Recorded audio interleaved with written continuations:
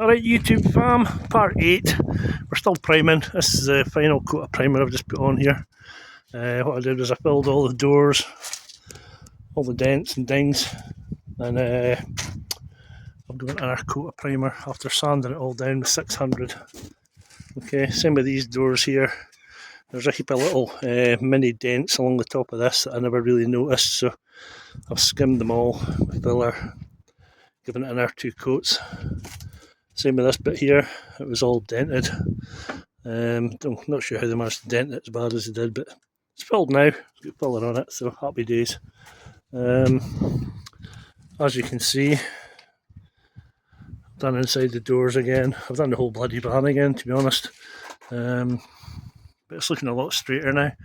I had to redo the back doors. There's quite a lot of dents down the bottom.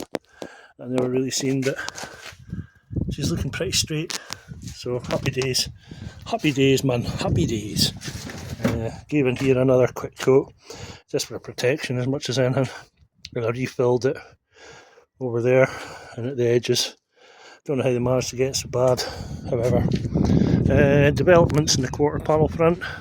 My patch panel was pish, so I decided just to go for the entire panel. As you can see, I'm in the middle of fitting it up. These will all be spot welded. Had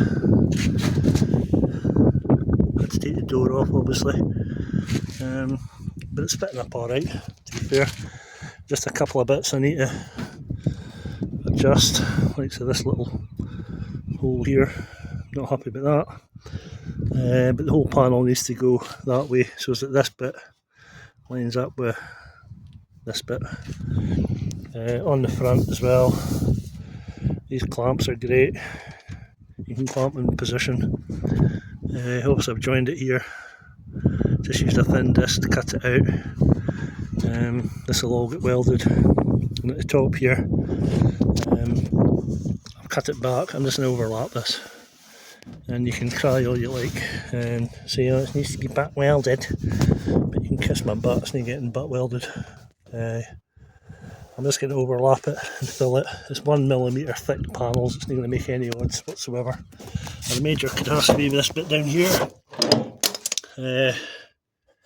Getting this bloody bolt out, what a nightmare. What a fucking nightmare. However, it's out now. I had to kind of take a bit of grinder action to the stop. And even then it still didn't come. I ended up having to drill it out, so I'm going to have to put a riv nut in there before I weld this panel up. But my gaps aren't too bad, as you can see, so that's a bonus. It's taken me long enough. Probably take me an entire day to fit up this panel, maybe another day to take the old one out properly. But even then there was a bit of collateral. There's a riv nut in here, it had to come out like, and as you can see some of the holes are a bit dodgy, but I'll just weld them up, you know. I'll just weld them up. I had to cut that out to get that panel underneath. Get the panel underneath out, get this original panel out because it goes way back to here somewhere. So I had to cut back because I couldn't get to the inside to cut it back. Bit of a nightmare. Never mind, it's done now. So that's it. Here's the other side. As you can see, oh, yeah baby, we're getting there. On the doors, again, primed. Took out the light, so I thought I'd do it properly for a change. And so once I get this riv nut, I'll be able to get this painted, and that'll be it. And in the meantime, that's it for today. I've also got my back end from my Z. Somebody was interested in my Z. It's actually not a Z, it's got a Bandit engine in it. But